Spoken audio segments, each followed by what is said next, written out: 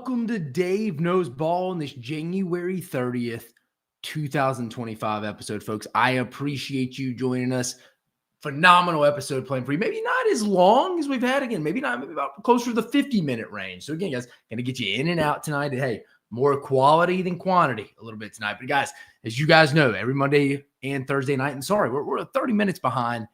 Hey, we had to adjust. You guys are kids. Y'all know how that goes. But this episode of Dave Knows Ball is brought to you by our new title sponsor, FanDuel. Visit FanDuel.com/SECU to join today and get started with $200 in bonus bets when you win your first $5 bet. That is at our new title sponsor, our buddies over at FanDuel.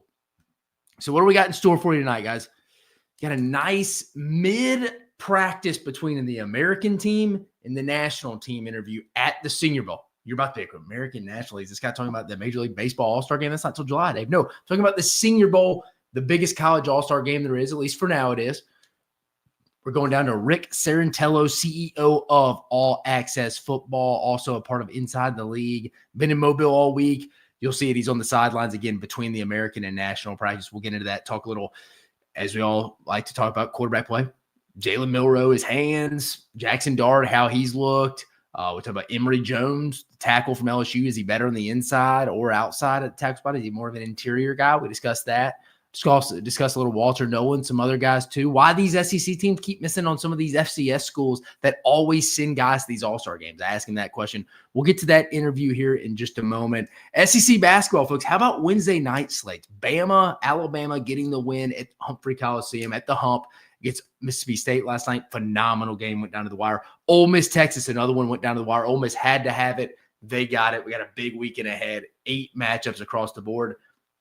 Yours truly, Chris Phillips, will be in Tuscaloosa for the SEC Unfiltered Basketball Tour, folks. Where, again, that's already been announced, but we will be there. Probably stop a little bit at Innisfree or whatnot. Say hello to us right before the game. Game starts at 4 p.m. Eastern, 3 p.m. Central. Bama, Georgia, Coleman Coliseum, SEC Unfiltered will be there. I'll get into my top 5 most important, most impactful, however you want to phrase it, remaining games of the 2025 regular season on the hardwood. I'll rank them. You may be a little bit surprised who comes in at number 3 for us, guys. But like I said, we're going to get right into it. Big meat and potatoes type of episode again. I hope you enjoyed this interview. Again, Ric Serritella, folks. Ric Serritella does a phenomenal job covering really the NFL, the college game, just the whole draft side of things. Go give him the follow again if you're interested right after this interview at Ric Serritella again, CEO of All Access Football, providing independent NFL draft analysis since 2002 with the NFL Draft Bible. Does a phenomenal job. Again, go check him out at All Access Football. Again, he's on the sideline between Senior Bowl practices, and he's about to give us a little what he's been seeing this week in the game coming up on Saturday. But again, the most important thing for the Senior Bowl, guys, before we get into this, is the midweek practices. The games, you can't even blitz it. And again, I interned there in 2016 between Georgia, when I worked at Georgia and Auburn. But again, I hope y'all enjoyed this interview as much as I did as well. Ric Serritella, folks.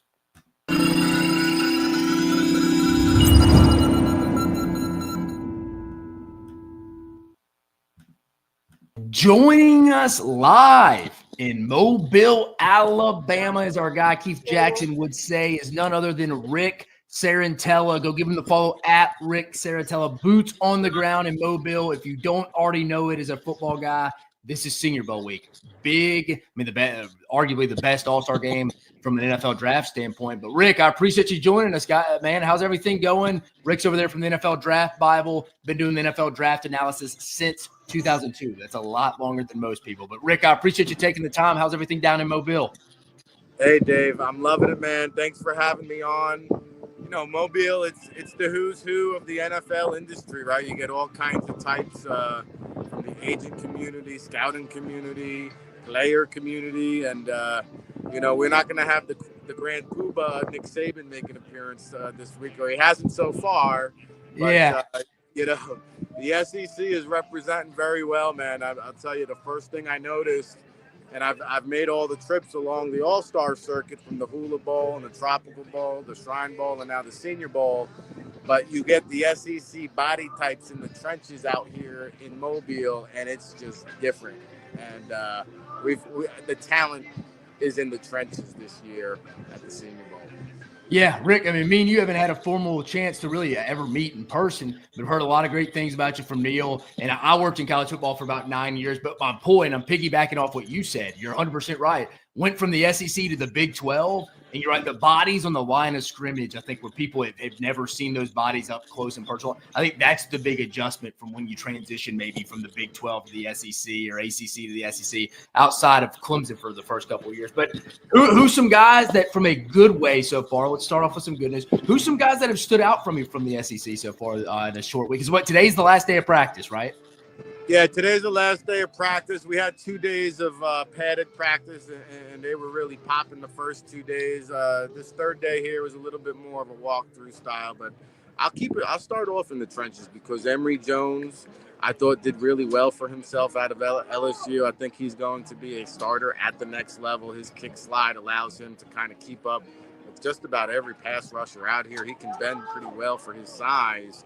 And again, he just lines them up and holds his ground rep after rep. So I thought he did very well for himself.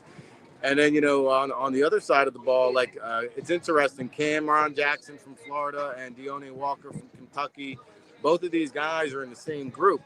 And obviously very different body types, but just two massive men.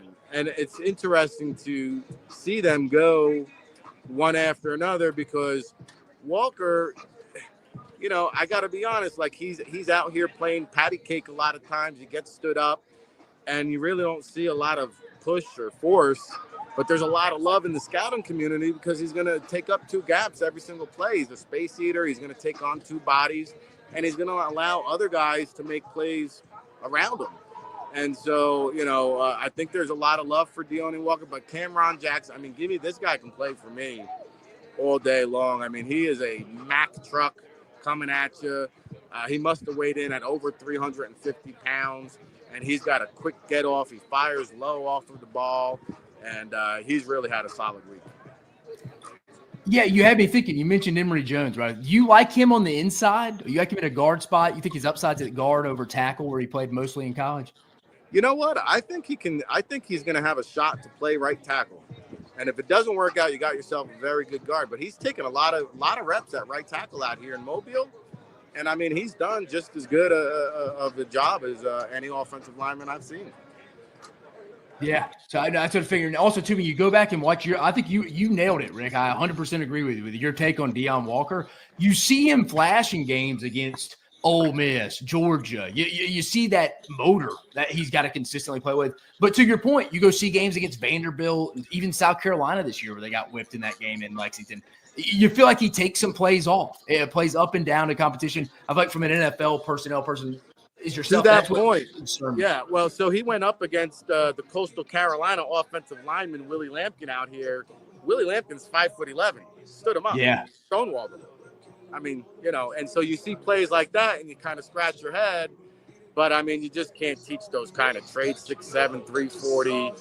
And, again, I think he's going to be a top 50 overall selection.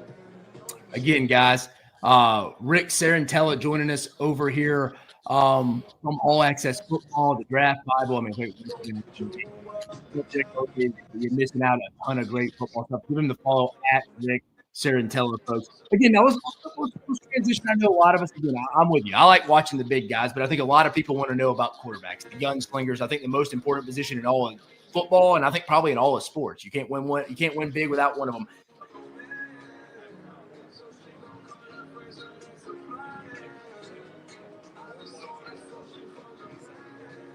You still have my audio because I lost you there, but I think okay, yeah, I think I got the question about the quarterbacks.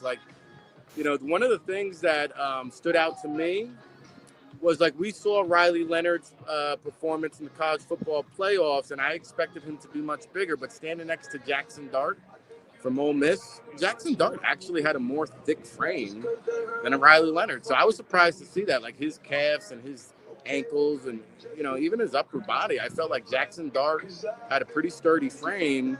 And, he offers a skill set that's very appealing to the next level. So, unfortunately, neither Jackson Dart or Jalen Milroe is kind of taking the bull by the horns.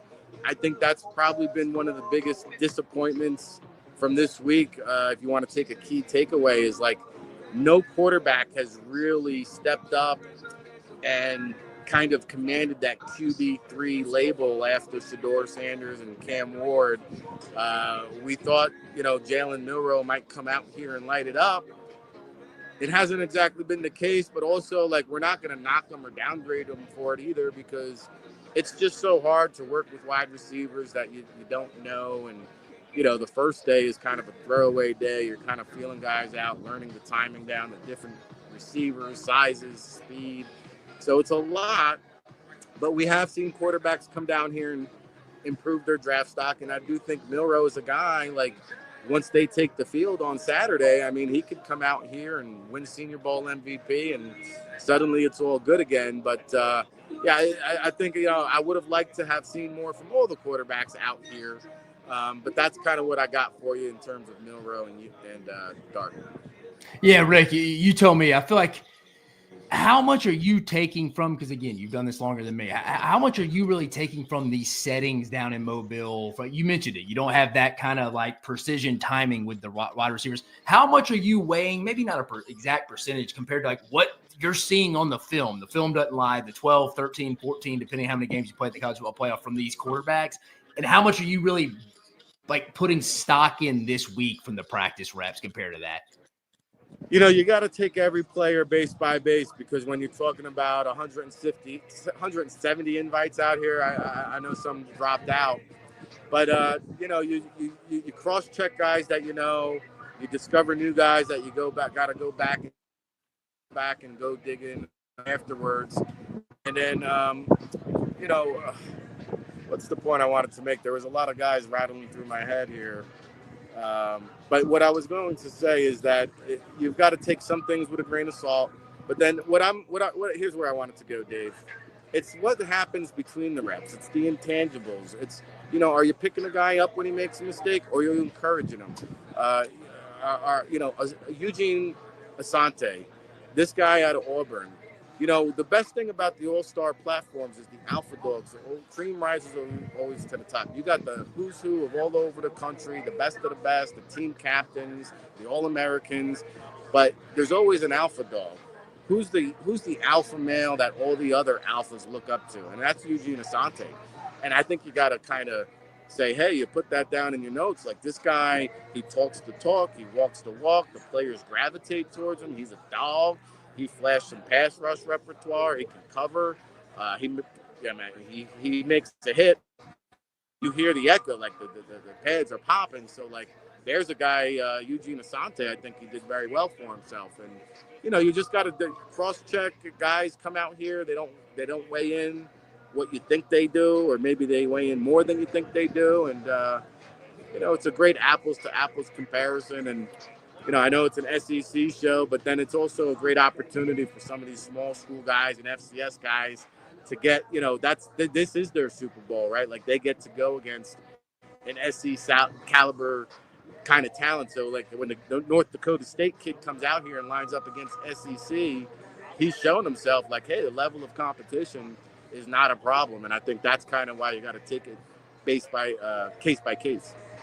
Does it kind of shock you when you're out there and you're seeing some of these schools, like you mentioned, like non-SEC, non-Big Ten, where they have these big bodies on the line of scrimmage? But like, let's just say like North Dakota State at some point, this is their fourth Senior Bowl in a row. They've had an offensive lineman come to this thing. Like, is there anything from the evaluation process where you're like, man, how are these bigger schools missing on these guys these schools like a North Dakota State that's consistently having like almost an offensive line pipeline into this all-star game? And you see consistently, I think the offensive line play across the sport's gotten worse, and especially at the Power 5 or Power 4 level at times. Does that ever come across like, man, where'd they miss on him? Again, every situation is different, but I wanted your insight on that. Well, I do think that there's fewer small school prospects, because if the Power 4 guys do miss, they're discovering them and they're offering them NIL. I think in the case of like a Gray Zabel from North Dakota State, I think they do a good job of recruiting the in-state talent and keeping those guys in-house, especially on the offensive line, because they got somewhat of a reputation, to your point. Like, they've had an offensive lineman drafted, I think, each of the last 4 years. And so some of these guys, the North Dakota State program, these guys will stay loyal. And for whatever it's worth, that Gray Zabel, I mean, I think he might be the best player out here. I think he could be a potential first-round pick, and he's been dominating the competition. So good for that. Good for that young man. Yeah, and again, a couple more questions before we get you out of here. Walter Nolan, how's he looked this year? Sorry, not this year. This week out in Mobile. Yeah, it's funny. Like I glance over at the Twitterverse every now and then, and I see people tweeting stuff I just don't see out here. And I think, Walter Nolan is definitely a next level. Like, he's a premier talent out here. I think he's one of the top players, but he didn't really come out here and dominate. I think he came out here and showed that he has superior athleticism. He came in a little bit light, 6'3", 293. So I think that kind of hurt him a little bit in terms of weigh-ins and measurements. I thought teams wanted to see him come in at 300 pounds. But he was pretty agile, and he's got a quick get off. So I still think he's in that first round equation without a doubt.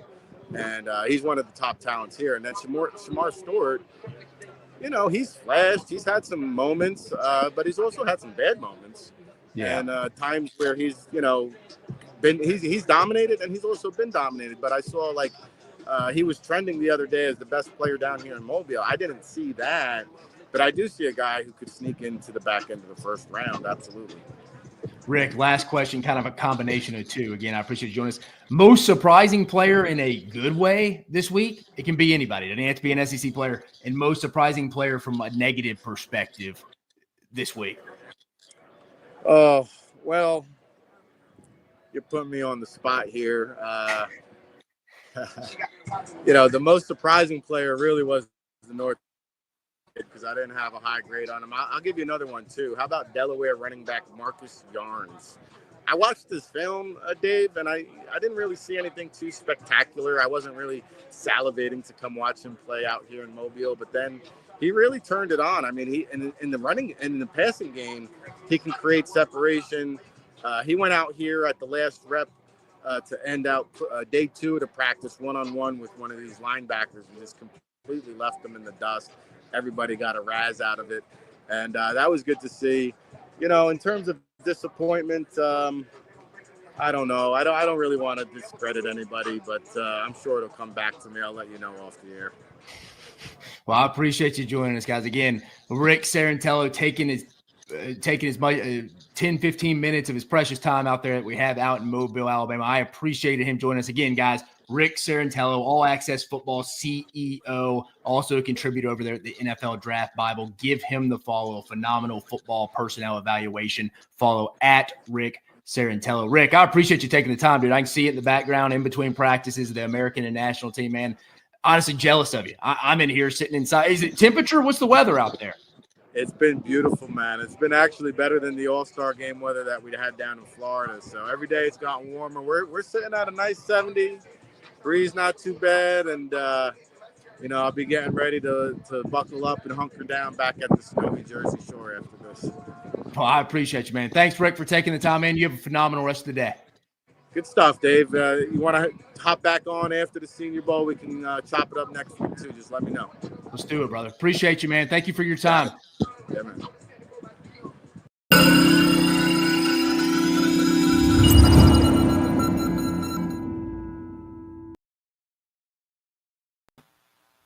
Guys, I had a blast talking to our guy, Rick, there. Does a phenomenal job there, folks. Again, Ric Serritella, CEO of All Access Football. Been in Mobile all week. You can tell he truly loves evaluating, doing what he does. Again, talking quarterbacks. Again, we talked Deion Walker. Again, we talked to Emory Jones, Walter Nolan we talked to out there. Little Arian Smith offhand, so having some catching issues there. But still, it's always football season around here.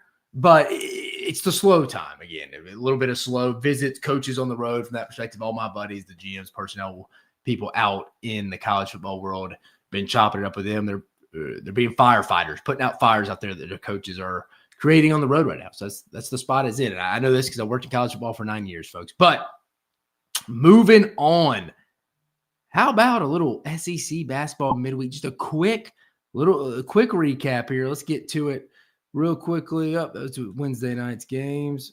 Here we go. Let's get to Tuesday night's games real fast, folks. Here we go. Again, you already saw the reaction. I react every night. Again, the lead college basketball analyst on Tuesday, Wednesdays, and Saturday nights.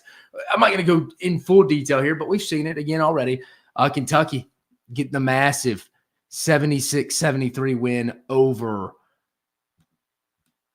Tennessee and Rick Barnes and the boys in a must-win situation there, folks. I mean, we saw that, them getting the big win. That was a big win for Mark Pope and them. They needed it. They're banged up. I mean, they still have guys. I mean, Lamont Butler missed it. They're still missing Kirk Carissa. They need those type of guys to continue to step up. Tennessee, again, just the offensive ceiling. It's Zakai Ziegler or bust. Chaz Lanier's doesn't have the twitch or the shot creating ability, obviously, that Dalton Connect has. And that's not his fault. It's just there's a ceiling to this Tennessee offense, and it scares me a little bit. Again, I don't know what the ultimate ceiling of this team is. I mean, they're going to play hard. They're going to defend. I don't know, though. I mean, that was a cultural win there for the Kentucky Wildcats, folks. Complete cultural win right there for Mark Pope and his team. They get a big one again. Tennessee's got Florida early on Saturday. They can't go 0-2 in 2 home games this week. Again, I think Tennessee's out of the SEC West. Or SEC West. I was looking at old standings there while we were doing the Rick interview. But, I mean, you can't go 0-2 this week. I mean, they'd be 4-5 at that point. So that can't happen. Kentucky hosts Cal and the boys this week. They host Arkansas. Cal, John Calipari. It's a Saturday night game on ESPN. Jay Billis and the boys. So that's what's next. Georgia holds on, controlled most of this one. 71-60 win over South Carolina. South Carolina still 0 in league play. Will they get one? To be determined. You just hope this team doesn't quit on Lamont Paris at some point. Because I do think Lamont Paris is a good coach. It's a tough year to be rebuilding in this league. For Georgia, just got to keep on keeping on. I think they're one of 4 teams. We'll talk about it here in a minute. Georgia, Oklahoma, Texas, and Vandy, I think, still have some work to do to get into the NCAA tournament. Every game matters to them, but Georgia holding serve at home in a game they had to win. You can't drop one. You can't be – look, a lot of SEC games aren't going to hurt you, but losing games to South Carolina and Arkansas right now will. In LSU, maybe not even the numbers-wise will hurt you, but they could down the stretch as we get into deeper games there. But Georgia holds strong.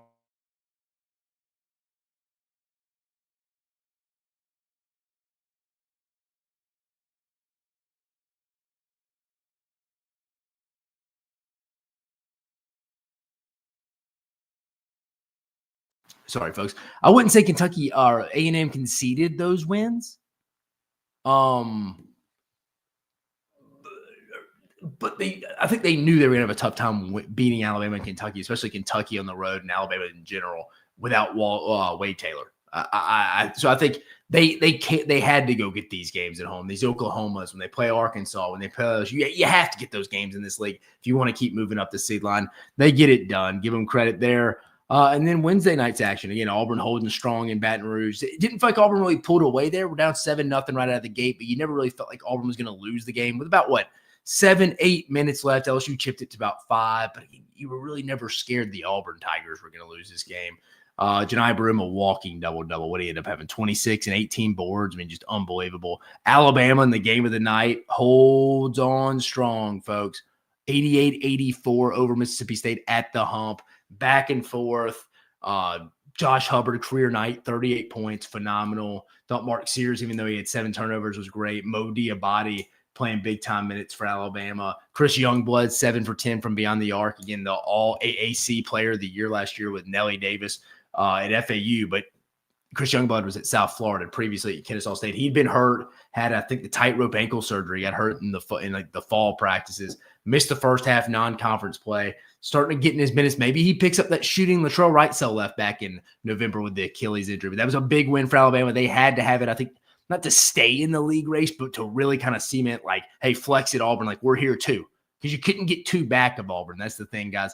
But Bama, massive one. They host Georgia at home this week. Mississippi State host Missouri.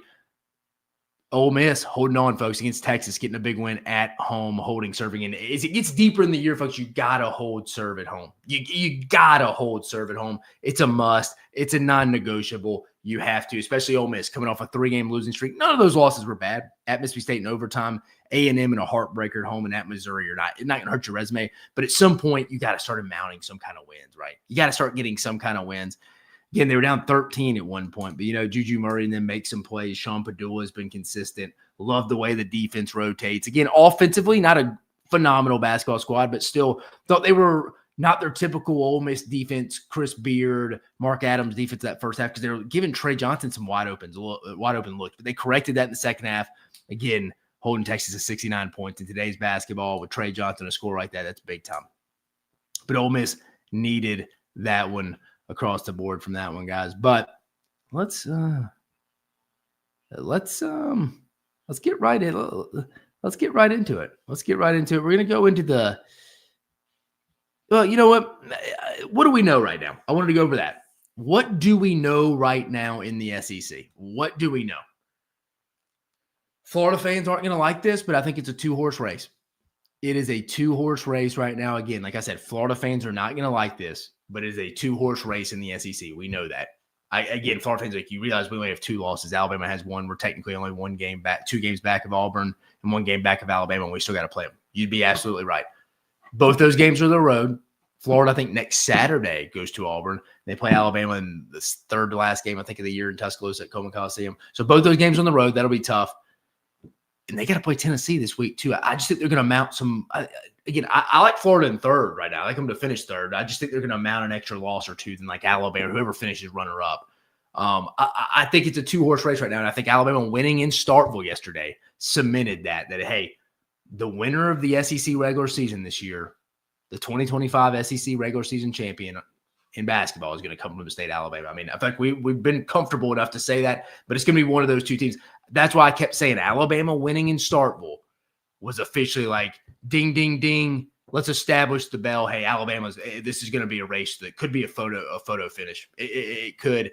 Again, I'll rank the top 5 games, I think, remaining for the rest of the season coming up. But obviously those 2 big games in Tuscaloosa, February 15th, and I believe March 8th in the season at Neville Arena look like, outside of just the typical Alabama rivalry, there's going to be some belts and banners on the line there as well. I think we know that. 9 teams are currently in this guy's opinion. I think 9 teams is fair. I think that's a very fair statement.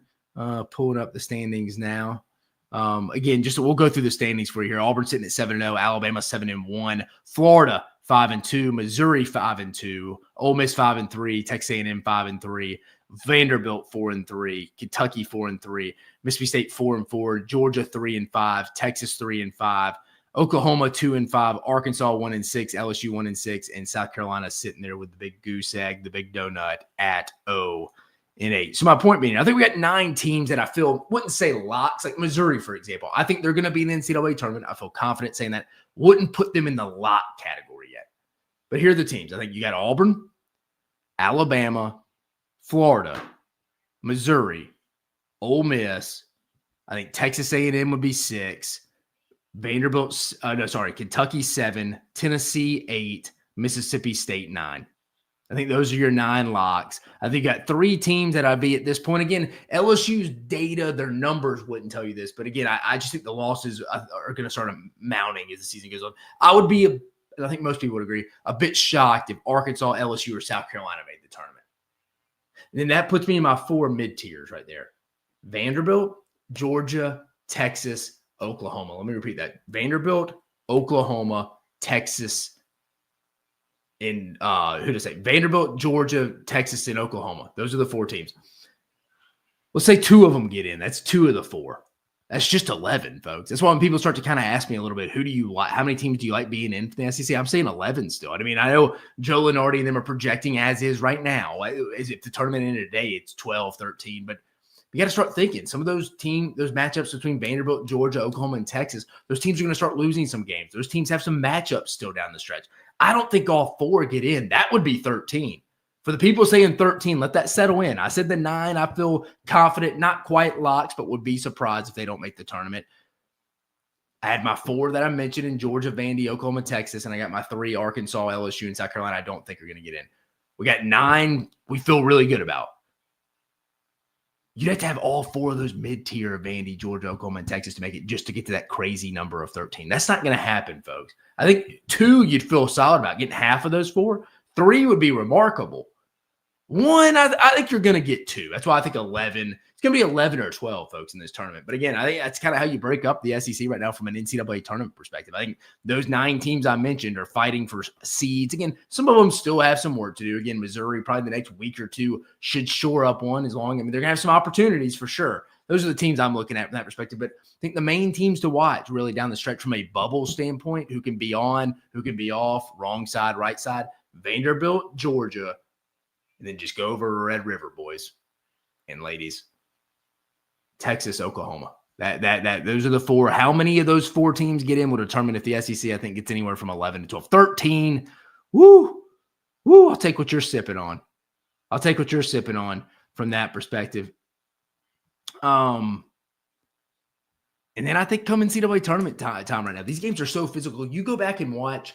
I did it during my lunch break today. You go back and watch the Alabama-Mississippi State game last night in Starkville. That is a physical game. I mean, you got people just slapping balls, rolling out. There's no foul. It's just, hey, it went off him. We're going that way. I mean, it was a blatant foul sometimes. I mean, people getting shoved to the ground, no fouls, we're having tie-ups, timeouts. It's a physical brand. Jay Billis mentioned it. We mentioned it last Monday on him on McElroy and Cubitt bringing it up. I agree. The NCAA tournament could be a little bit of a rude awakening for these teams who like to play real physical like Tennessee and Mississippi State. We say that every year, but this year they're really letting them play. So I think those are some things we know. I think it's a 2-horse race in the SEC regular season race. I think it's between the 2 teams from the state of Alabama, the Yellowhammer State, Auburn and Alabama. Sorry, Florida. I broke down the segments how I think the SEC are, how the SEC is. I think we got 9 teams in. We got 4 teams on the bubble, and we got 3 teams who I do not see being in the NCAA tournament. And I think that some of these SEC teams can really find themselves into some foul trouble once we get into the NCAA tournament, folks. I think it's just kind of how it's going to be this year. But let's get to it. I was sitting there today thinking, like, what are some of, when I was doing some prep for basketball, what are some of the most impactful top 5 games left in the regular season of this basketball season? Like, maybe not best. I mean, yeah, it's always in the back of our mind when you're putting together a list like this, but most impactful. Maybe not even just for the SEC championship race. Certainly, my list is going to have a little taste, a little ingredient of, hey, who's going to win the SEC race? Wink, wink. Probably one of those Alabama-Auburn games. If not, both will be on there. Surprise. We also remember those 4 teams I mentioned: Georgia, Vandy, Oklahoma, and Texas. You're probably, Dave, you sound like an annoying biology teacher I used to have. It used to just drill vocab definitions and stuff into our head. Again, I know a teacher I'm talking about. Phenomenal teacher. I got better in life because of her. But still, I'm drilling into your head like that. Those are the 4 teams that, from a drama standpoint, are going to make or break the SEC getting anywhere from 11 to, I guess, 13 in, potentially 10 to 13 in. I think it'll be 11 or 12. But let's get right to it. Top 5 starting at number 5. We're going to work down. 5, 4, 3, 2, 1. Starting at 5. Georgia at Texas. Remember, those are 2 of those 4 teams I mentioned of Georgia, Vandy, Texas, and Oklahoma. March 1st at the Mood. Hashtag, as our guy Matthew McConaughey would say, bless the mood. That's going to be a big one, I think. That's going to be a big one. Again, we could start getting, I mean, that's about a week from the end of the regular season. That could be an elimination game a little bit there. Some teams are going to have some stuff. That could be a game to play in. Maybe not an elimination, but hey, winner of that gets first dibs into one of these bids. Again, the SEC didn't assign an amount of bids. I just think that's going to be a big game down the stretch from a seeding of that. Hey, who's going to finish in that kind of 10th spot? If you finish anywhere from 8 to 10, you feel pretty good about your NCAA tournament chances. Who's going to get to 7 and 11? That's the must to get into the ticket. You got to be 18 to enter the bar, folks. I mean, that's what it is. And then, hey, if you're a little older, if you get to 8 to 10, I feel like you're really good no matter who you are in the league. 7 and 11, that's the entry to even get into the discussion to be into this league from the SEC, which is wild this year. It shows you how good the league is. 7 and 11, 4 games difference. I mean, shows you how tough this league is and the strength of schedule from a net perspective is. But number 5, Georgia at Texas on March 1st. Number 4, Texas A&M at Missouri on February 8th. I think this is a battle for a top 4 spot in the SEC, which, as you know, that means a double bye in Nashville. Again, this is a conversation I've had with folks. What is Nashville going to be like this year? Again, I mean, Jay Billis said it. He thinks it's going to be harder to win the SEC tournament this year than it is to win the national title. Yeah, I mean, it makes sense. But even with that double bye, you got to go win 3 games against 3 quality, really good teams, 3 days in a row on Friday, Saturday, Sunday. If you just get the single bye, you got to win 4. And then, I mean, I don't think Sad Wednesday is really going to get us there, either of those 4 teams. But, I mean, that would be 5. So, I mean, tough competition. Are we on a minutes restriction? Like, what's the workload some of these teams are going to put it? Because we've seen it. Auburn went on a run, won the SEC tournament last year, looked a little gassed in their first round, lost to Yale. We saw it with Alabama, 2 years ago? They made it to the Sweet 16. They didn't get bounced the first weekend, but Brandon Miller strained his groin in that championship game against Texas A&M, and you could tell it affected him in that Sweet 16 matchup against San Diego State, in which they ultimately dropped. So, again, it'll be interesting to see how some of these teams – these coaches manage these minutes. Maybe they won't give some minutes if they're down late. They want a last push like they normally would in a regular season game. Obviously, the tournament the next week, and they would because they'll do or die.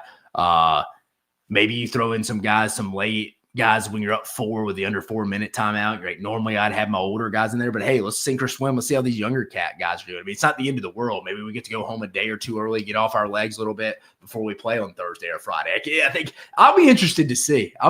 Those minutes this year. But I think, like I mentioned, you'll be playing for a double bye, which is important if you're trying to go win the SEC tournament. Texas A&M at Missouri on February 8th, I think is going to have some top 4 ramifications in this league. Number 3, I mentioned it, spoiler, Alabama at Auburn on March 8th. Again, why this isn't number 2.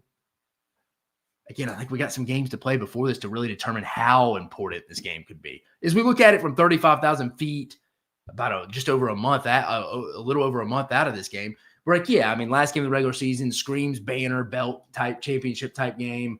But again, both teams got to handle their business before, and they both play each other before. But again, this one, I'm putting it there. You could maybe even move it a little lower, in my opinion, because you could have more meaningful games coming up. Because again, that's the last game of the regular season, folks, March 8th. But I'll put it there. I think that's fair. Number 2, Florida at Auburn. We're going to stay at Neville Arena. We're going to stay at Auburn February 8th. That's next Saturday. We got 2 of these games in my top 5 list on February 8th. Florida at Auburn here at second. And then number 4, remember, Texas A&M at Missouri. It's a top 4 finish type of game to me. Florida at Auburn, we'll find out. Remember, I mentioned Florida. That's why I don't think Florida, they already have 2 league losses, 1 game behind Bama, 2 behind Auburn. That's why I think that Missouri lost at home. You got to hold serve at home. Again, Alabama they learned that lesson the hard way, dropping one to Ole Miss. That's where Auburn may just win the league this year because it is the toughest environment, I think, to go win in college basketball, certainly the SEC. And if maybe just a 9-0 record at home is the 1-game difference this year for them. And that's where Alabama and Florida are going to have to be like, hey, we both dropped to Missouri.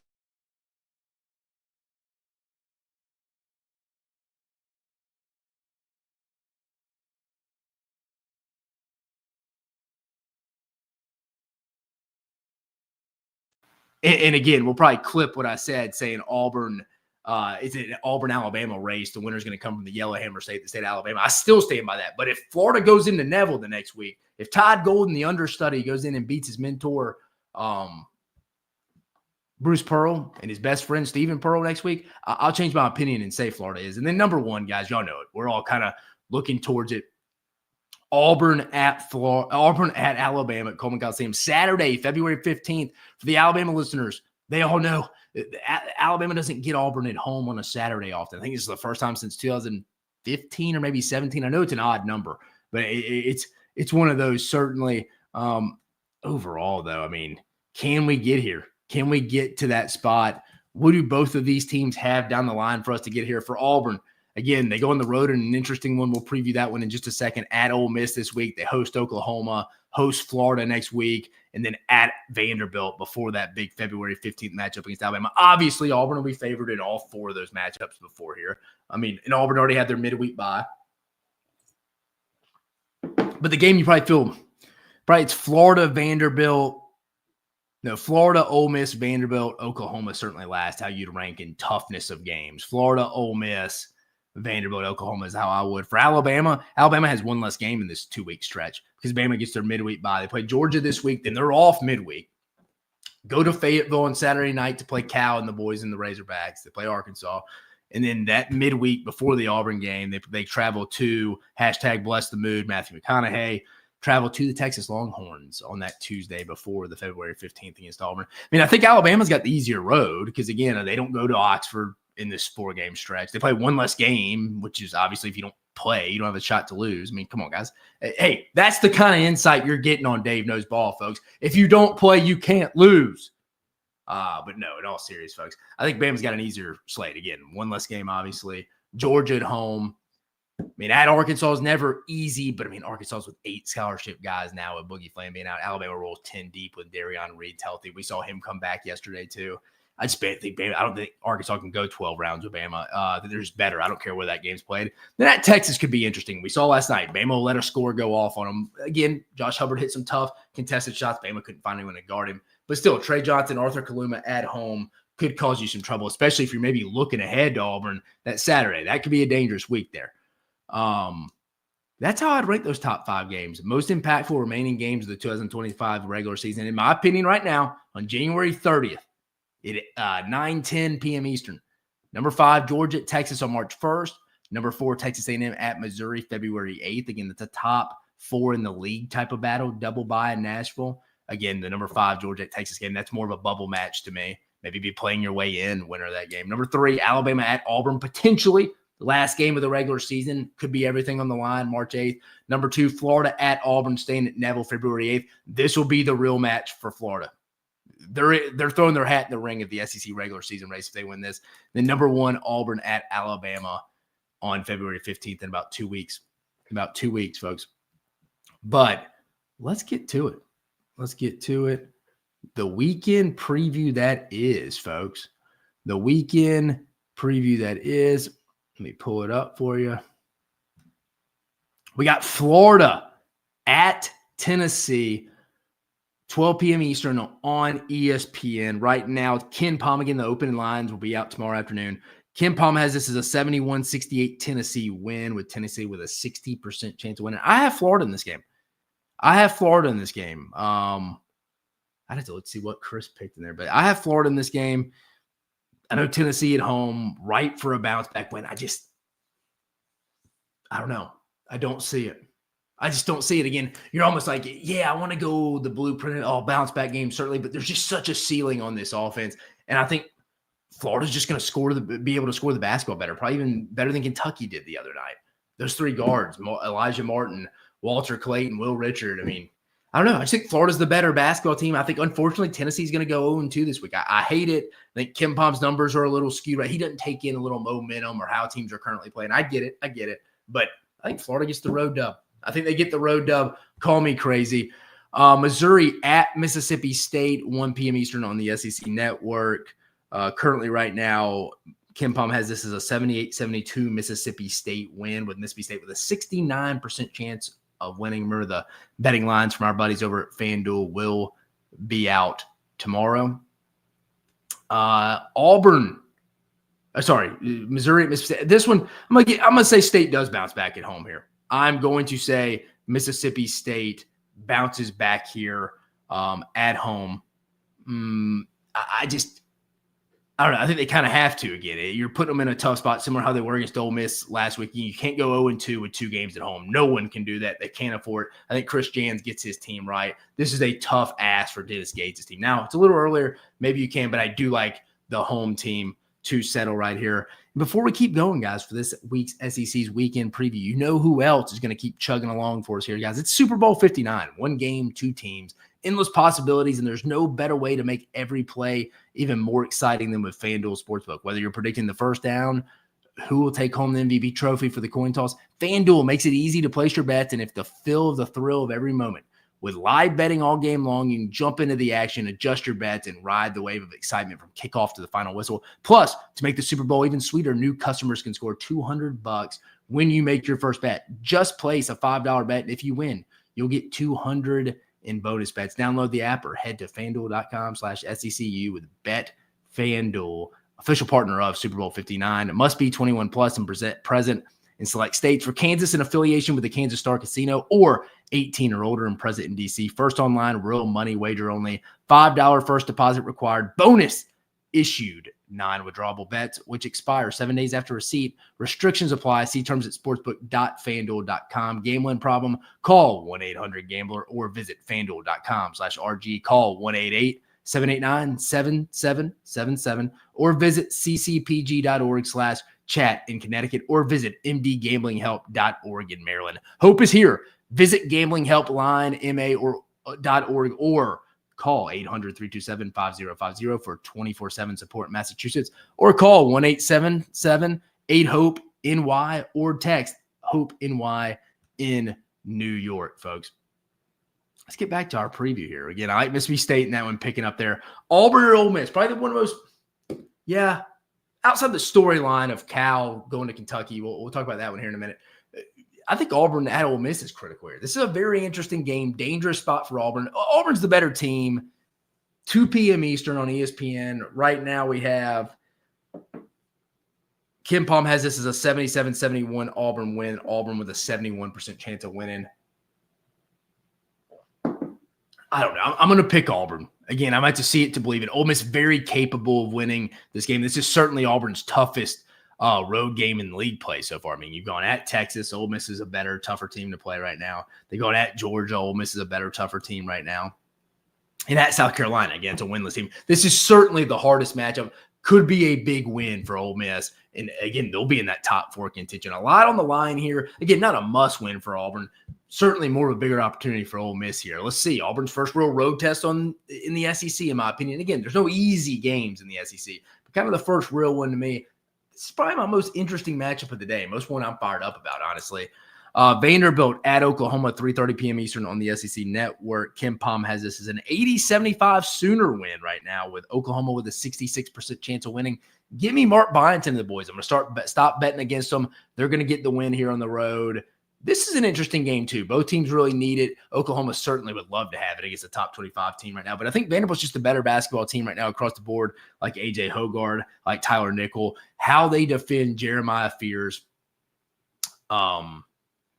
will be interesting there. And Duke Miles will be as well. That'll be interesting. And who rebounds the basketball better? Because, again, both are not that strong in the front court. I think that's where the matchup will be won, as long as one of these scorers don't go off. Got to keep Fears and Jalen Moore in check if you're Mark Byington and Vanderbilt. But I like the Doors to go on the road and get a road win there. Georgia at Alabama. That's where the SEC Unfiltered Tour will be there. Yours truly, Chris Phillips, will be there as well. 4 p.m. Eastern on ESPN2.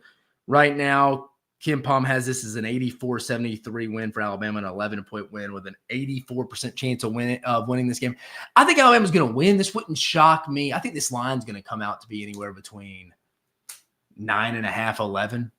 9 and 11, I'd say. I think Alabama's going to win. I could see it being a little ugly. Again, Alabama's played better on the road this year so far, guys. 3 top 15 wins in the past week and a half at A&M, at Kentucky, and last night against Mississippi State. I just think this team kind of has some dogs on their team, for how the young kids say these. They have some dudes that play with a chip on their shoulder, and I think they kind of like to show out. It's kind of an us against the world mentality. Again, I worked in college athletics, college football for 9 years in the SEC. I always love going to road games more. That us against the world mentality, that kind of team mentality. It's us versus them. I always thought was fun and gave you that extra juice. So I get it. But again, Bama's got to, this is a talented Georgia team. Again, Silas Demery, Blue Kane, Asa Newell. I like RJ Godfrey. Bama saw him twice last year at Clemson. If Bama doesn't come to play, they turn the ball over 21 times like they did against Ole Miss about 2 weeks ago, Georgia can certainly win this game. But I think Alabama gets it done. Texas at LSU. Again, Texas can't afford to lose this game. Texas, currently Kim Palm has this as a 72-71 1-point win for the road team for the Longhorns. 51% chance of winning, Kim Palm says, for Texas. 6 p.m. Eastern on the SEC Network. I like Texas to get the win here. I do. Wouldn't shock me. This is a game where it would not shock me at all. Again, we'll be finishing up the Alabama game. Me and Chris probably walking out of Coleman when this one's tipping off. But it wouldn't shock me if I'm getting in my car, checking the score before we head back to Atlanta, and LSU's up 14-4 or something. That's just how Rodney Terry's team has been. They played great last week. Could have got one from Ole Miss. But you got to settle down and, hey, you played well on the road. You played well enough to win at times at Ole Miss. You've won 2 straight against Missouri at home, against A&M, the big 22-point victory. Hey, we didn't win 3 straight, but you know what? We're 2-1 in our last 3. And you know me, I always split up the season in 6 3-game pods. If you can go 2-1 in 3-game matchups, but you got to reset when you lose that one game, that's going to be Rodney Terry and Texas' challenge. I just think they get it done. I just think about a big game by Arthur Kaluma or Trey Johnson. I just trust him more in death, taxes, and turnovers, folks. That's what LSU does. That's what Matt McMahon and the boys do. They turn the basketball over. Texas A&M at South Carolina, 8:30 p.m. Eastern on the SEC Network. Currently right now, let's see what he had. Oh, there it is right there. A&M, Kim Palm, 68-62 win. A&M with a 70% chance of winning this, according to Kim Pomeroy.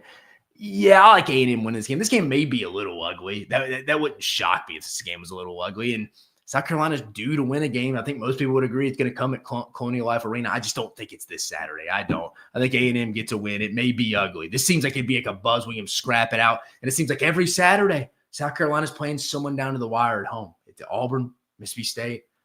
I think A&M. I don't think this one is as close. Could be close, though, down the stretch in the second half. But I think A&M, I don't think it's going overtime or anything. And then finally, the headliner on ESPN, the records wouldn't say it, but Cal is back at Rupp, Arkansas at Kentucky, 9 p.m. Eastern on ESPN. Ken Pomeroy has this currently as an 11-point Cat win, 84-73 Kentucky with an 84% chance of winning. I think Kentucky's going to win this game, but the reaction to you, do they boo Cal? Are they going to boo Cal? That'll be interesting from my perspective. You saw Rick Pitino kind of calling the Kentucky fans out to not do it. I don't know. I mean, it's almost one of those things like if they were winning at Arkansas and this was like a big, I mean, it is a big game, but like if it was kind of both teams are fighting for a top 4 spot or the league crown potentially, yeah, I would boo. But I mean, you kind of got what you wanted a little bit right now. It's more like, well, we're good. We have a very exciting offense. Mark Pope's one of our guys. He's embracing us, kind of the opposite of what Cal was doing. It's like, hey, good, Arkansas, you have him. I know it's only 1 year, and I'm not ready to get rid of Cal. I think it's just a 1 year, too early to tell. I just wouldn't personally boo. Be appreciative of what he did. He brought in a national title in 2012 with Anthony Davis and them. So I think I'd be appreciative there. But I'm going to take Kentucky to win the game as well. I'd be a little shocked. Can you imagine if Arkansas won this game? I mean, God, imagine that post-game presser. I'll be interested to see how Cal takes on the questions from his former media guys there at Kentucky post-game, win or lose. You know, win, he's going in there with he's cheesing. Lose, I think he'll handle it. It well. He says he's not real too worried about it, but, you know, he's a human being too. It's going to be in there. So across the board, I have Florida beating Tennessee, Mississippi State holding serve at home against Missouri, getting a bounce-back win. The most interesting game of the day for me in the SEC, Auburn at Ole Miss. I have Auburn holding strong there. Vanderbilt at Oklahoma, Vandy getting the road win. Bama holding strong at home against Georgia. Texas getting the road win at LSU. A&M getting the road win at South Carolina. And Arkansas getting the road win. Kentucky getting the home win against Arkansas, folks. But, man, guys, we went a little longer than I thought. I thought it was going to be in that 45-minute realm, but I'm getting you out of here just in time, guys. You can go have movie night, date night, potentially a little earlier with your wives out there, fellas, or the ladies out there listening. Go take your husband out for some ice cream. I'm sure he'll enjoy it. I got you about 10 minutes out of here a little early, 8 minutes out of here a little early, getting out of class early today, folks. But, again, I appreciate you joining us, guys. I do. Remember, guys, this segment of Dave Talks Ball, this episode of Dave Talks